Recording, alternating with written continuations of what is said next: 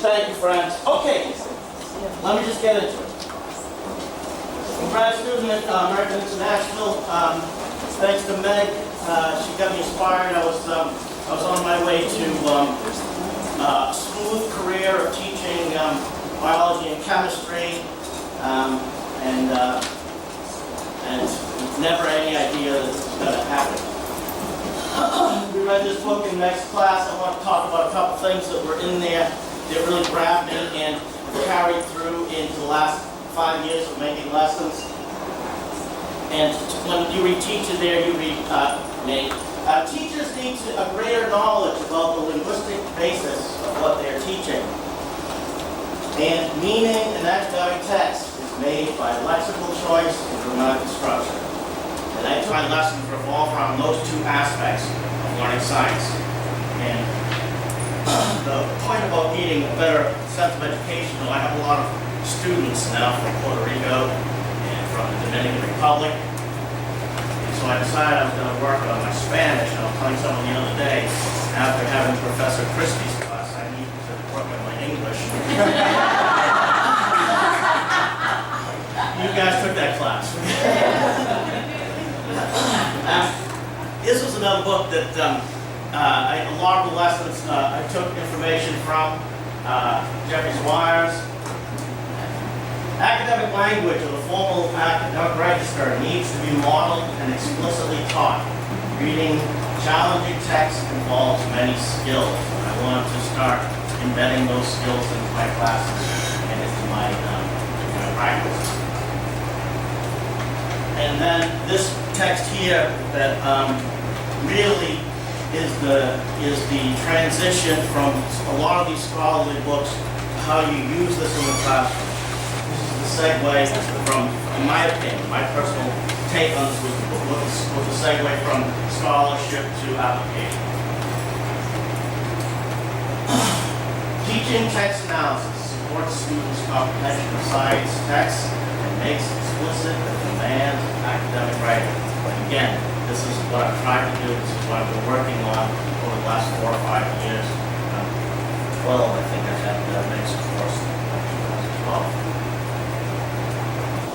That is the saying of AIC. I had to make a rule for it because once I get talking, I get a rule. And before you know it, I'm getting the. So I wanted to cover all the things I wanted to cover here so that then I could just have at it when this is done.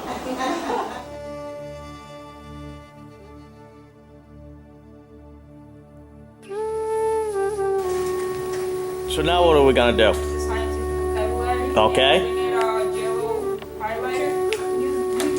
Lever, large intention produce. No. Produces? I think I'll say bio. Bile for sure. where bio. This everyday uses is bio.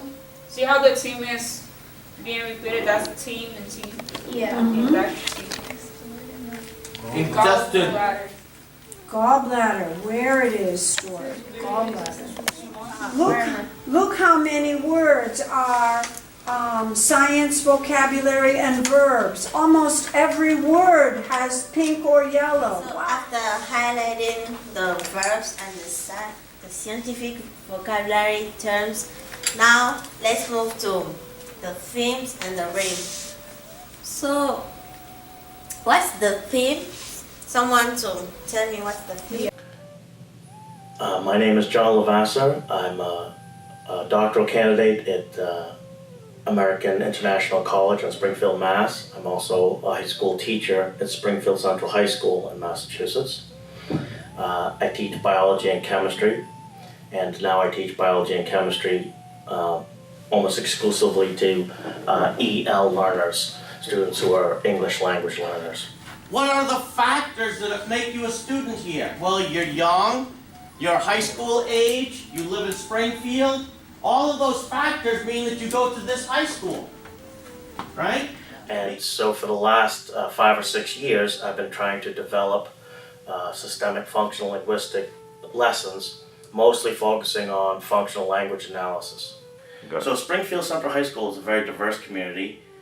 You can see on the graphic that the percentage of students that don't speak English at home and the percent of students that are officially ELL. We have more than 20 home languages. More than 20 different languages are spoken by the students at home. That number is also very hard to count because, like, for example, students from East Africa, their home language will often be listed as Swahili or Kiswahili.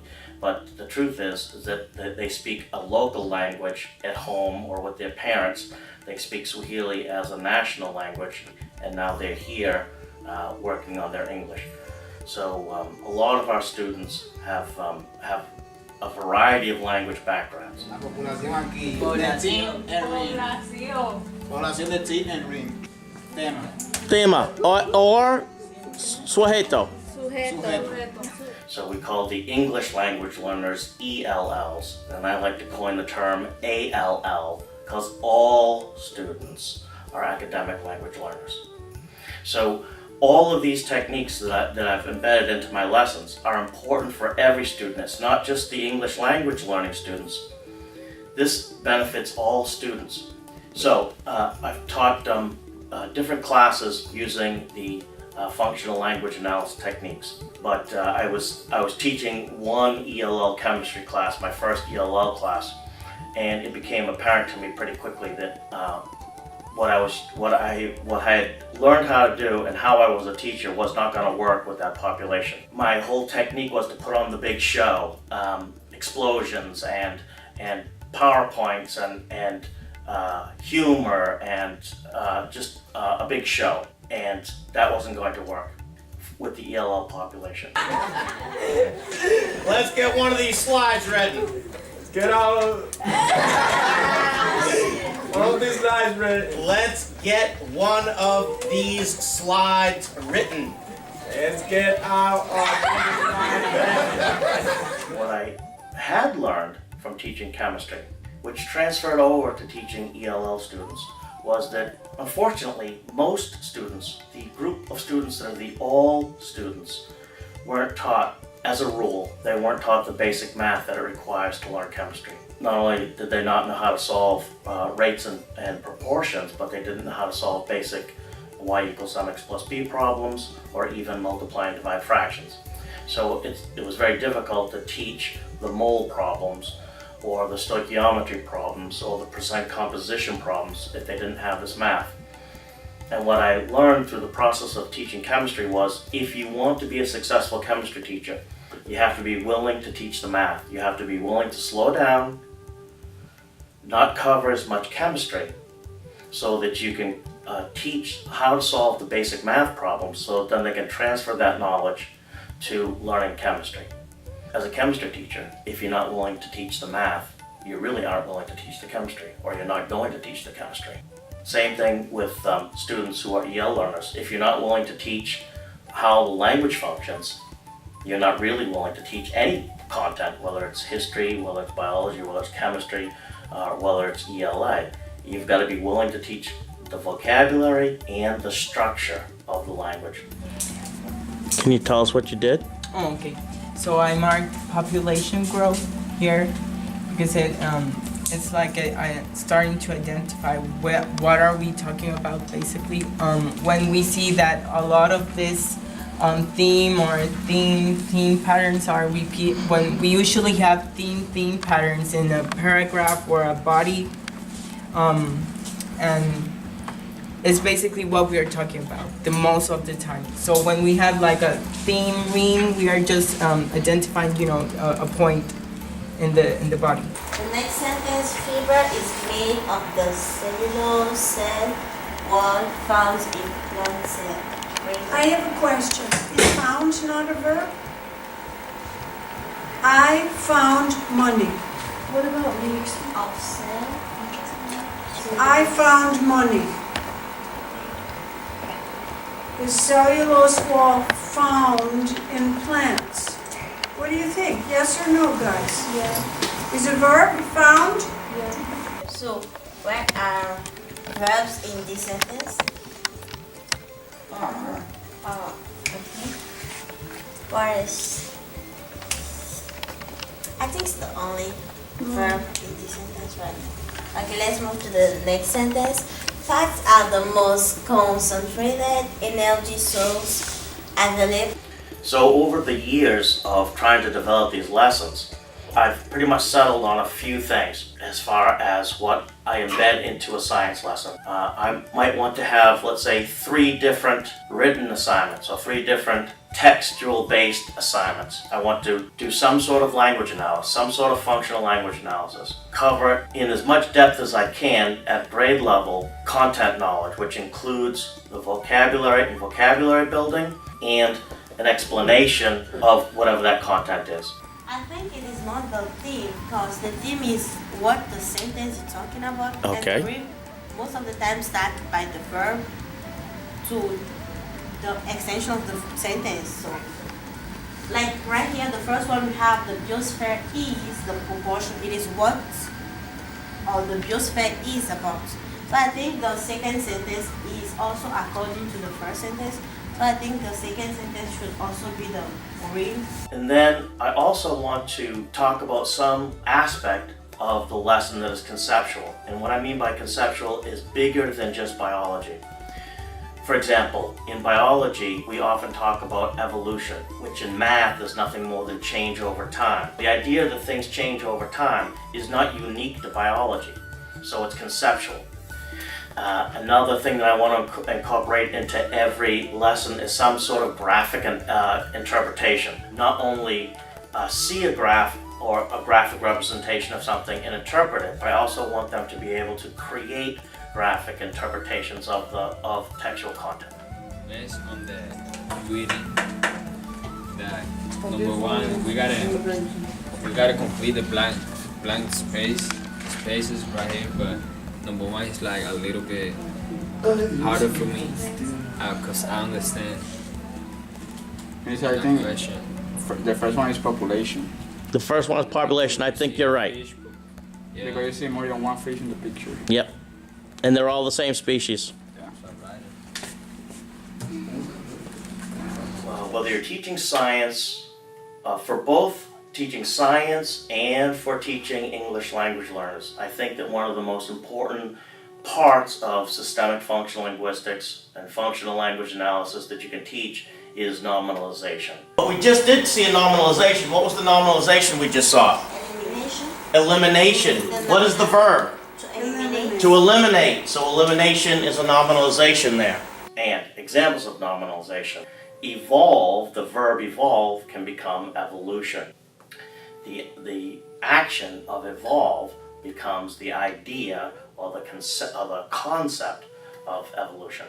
Introduce, introduction, instruct, instruction. Why I find that this is so important is because it doesn't matter what your home language is. It doesn't matter where you're from in this world. There's going to be a word for the relationship between form and function. There's going to be a word for change over time or an expression for change over time.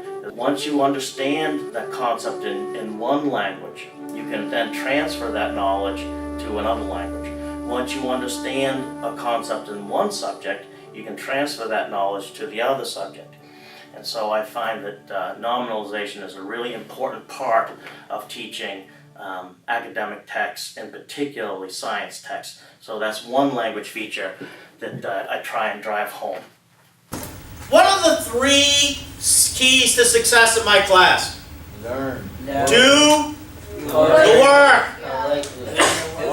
Do the work correctly. Learn the material. Learn the material. Friends, that's why we come to school. So the nominalization of the verb to conclude is conclusion, and I don't really have any conclusions for you. I don't have a grand sum up, because this is still a work in progress for me. This is very much a labor of love, because I love what I'm doing, and I'm so grateful that systemic functional linguistics and functional language analysis has become part of my practice as an educator. But I haven't perfected it by any means, and I hope maybe in a few years I'll be able to have something more, but I'm convinced that by teaching language functions and the specific disciplinary language features that are unique to history and to chemistry and to biology and to physics and to mathematics, that by doing that, you only benefit your students, whether those students are English language learners or whether they are all students, academic language learners.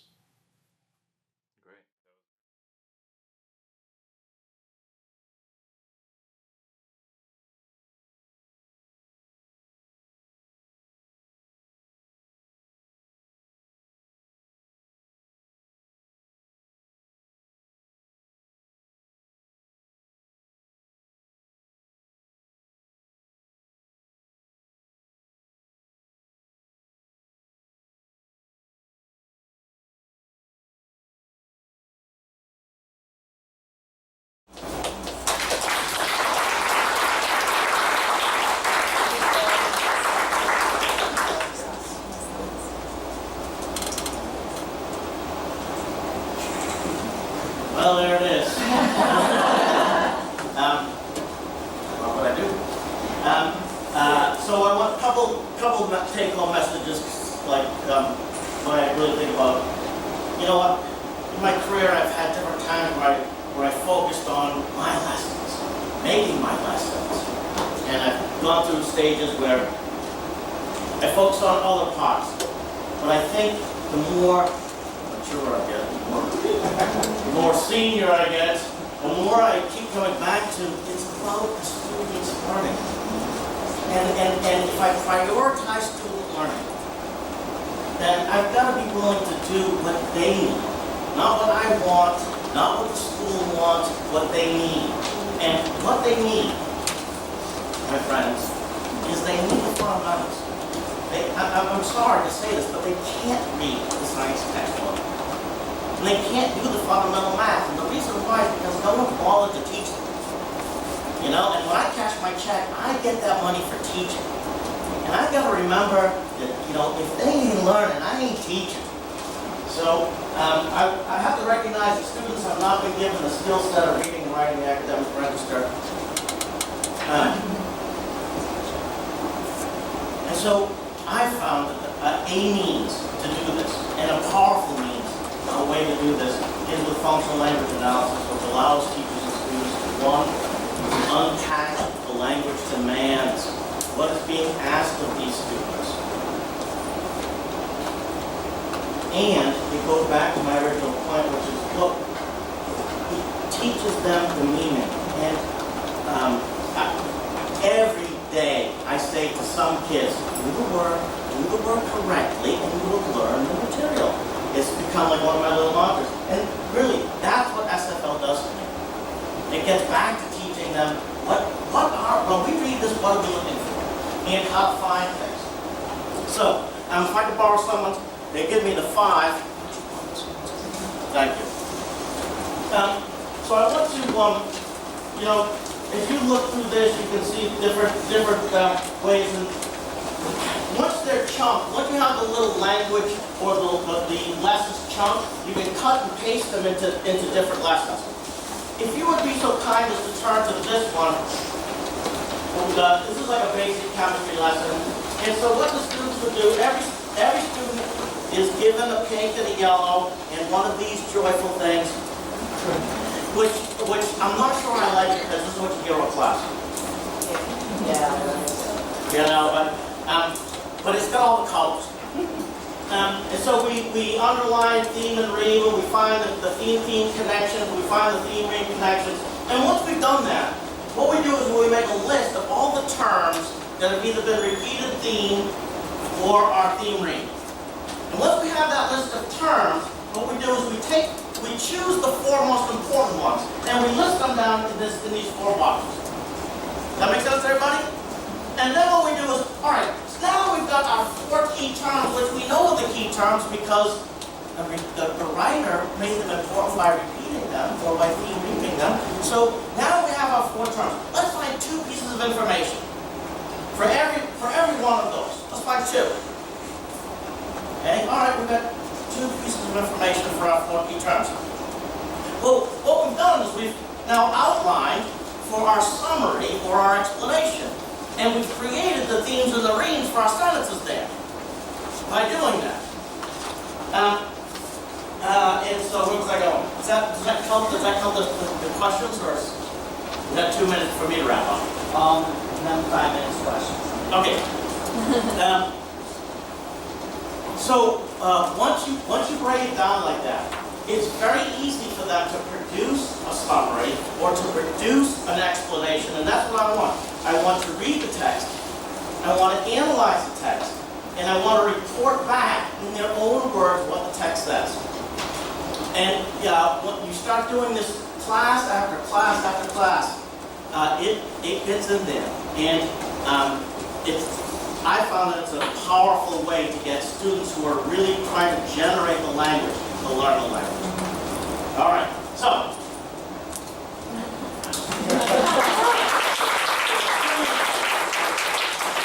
It's really such a real honor to be able to speak to you. Questions, comments, insights? I'm going to keep asking about time. So before you did the SFL techniques, did you feel like how are you managing your time? I'm assuming without these, taking the time to go through. I know where you're going. Yep, that's so important. Hey, if you're going to add the SFL, you got to take something out. Okay. But I might, it's like, a friend of mine used to say, you tour Rome, and there's this, and there's that, you just keep driving. You don't get to stop and look. It's like the Freedom Trail in Boston. You can drive the Freedom Trail or walk the Freedom Trail. What are you going to really see and enjoy? And so, I made the decision with the ELO students that I was going to slow down and teach the SFL. And once I saw how it worked, I slowed down and teach the SFL to the pre-AP students, to the low, because they need it. I don't care how the top kids need this too. And you can go faster with them, but you still need it too. So I cover less curriculum, and I find that the students learn deeper. And I figure, that's what all you college professors are for. Pass them along, you teach them then, What else? Friends again. Oh, yes. I love the worksheets. I think they're great in terms of showing how you scaffold some of these processes. How do the kids do when it's not the worksheet and you give them the textbook? How much of that sort of transfers in terms of what they take in? Yep, and I guess I really can't answer that one fully. Because I'm deliberately chunking this, and so it takes some of the anxiety away, and I'm doing a lot of the setup. My hope is that by doing this through the chunking, they learn how to do it, and I say often to them, once you know how to do this, you don't need to do it anymore. I've got like these little math scaffolds, even like the Cartesian coordinates is really a math scaffold, so you can see the relationship between numbers. And once you know the relationship between y and x and m, you don't really need to see the graph anymore because you've got it here. If you do this enough, you don't really need to underline the theme and the ream and the verb. It comes to you naturally.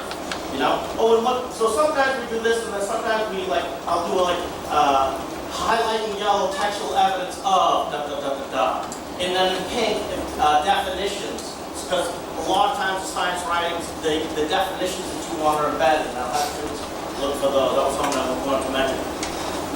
What is a native language when their native language? That's a great question. So I've got the world of languages in front of me, and then some have patterns. It's one of the ones that I had an opportunity to teach 2 years in Tanzania, and Swahili, you don't need theme and ream to make a complete sentence. You can have one word to be a complete sentence. You can say something that implies the individuals and the verb to be and then the thing. And so that one, and you got to explain it. Look, in our language, you have to have two parts to make an idea. The Spanish speakers, they'll all have that same basic, and I don't know about some of the others, but a lot of it depends on those languages. And I'm still trying to learn that whole experience because there's some languages that I've never heard of, like Karen, some of these small languages. We're receiving a lot of Rohingya refugees from Burma. And so some of those languages aren't, at least to this American, they're not something that's commonplace. Is there video on YouTube? Is there video on YouTube? It will be, and it is, but it's not public yet. I wanted this to be the premiere. Needs to be a conversation here based on the quality of what the system is doing, but Lila's questions about how do you transfer this to entrepreneurship and that's what computers. Thank you. And that's a big barrier that we're finding. Yep. So these also, MCAS, by the way, is Massachusetts No Child Left Behind test, and so we have a young woman this year. She's been here 18 months from the Dominican Republic. She failed with a 216 or 218. You need 220 to pass, but you can portfolio out. And if you notice, these are very strategically designed to meet the portfolio requirement. Notice in the right-hand corner, the standard, Massachusetts standard is there for all of them. And so even, I've got a book here that you're all welcome to thumb through. Even the lessons that are focused on language, and the primary focus is in science, I've always got one section that absolutely directly answers the framework prompt, so that every piece of work these kids do is automatically a piece of the portfolio. Ruth, when it was at the Georgia thing, Ruth had said something about, we don't push back on these things. It's not fair. It's not just. And I was like, she's right. And I kind of like, my whole scheme has been, you be a good teacher. That's my social justice angle. Be a good teacher. But no, and so I feel like this is my way of getting that next group through that are unfairly being tested to a level that's not